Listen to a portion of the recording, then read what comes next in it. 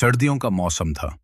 ऊंचे ऊंचे पहाड़ पर बर्फ से ढके हुए थे और ठंडी हवा के साथ हल्की हल्की बर्फ भी गिर रही थी। इसी बर्फीले पहाड़ी इलाके में आलू मियां अपने दोस्तों गाजर बीबी और मटर भाई के साथ रहते थे। एक दिन अचानक आसमान पर काले बादल छा गए और बारिश के साथ तेज सर्दी शुरू हो गई। रास्ते बंद हो गए और खाने की चीजें कम होने लगी। गाजर बीबी और मटर भाई परेशान हो गए और कहने लगे कि अगर खाना खत्म हो गया तो हम क्या करेंगे।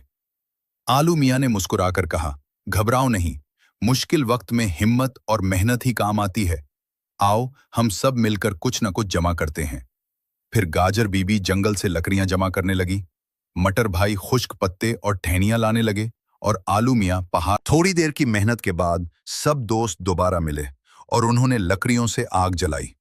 गर्म आग के पास बैठकर सबको सुकून मिला और वो खुश हो गए कि उन्होंने हिम्मत नहीं हारी।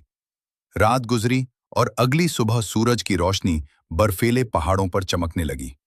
आलू मियां और उनके दोस्त खुशी से वादी में चलने लगे और सब ने एक बात सीख ली कि अगर मुश्किल वक्त में मिलकर मेहनत की जाए तो हर मुश्किल आसान हो जाती है।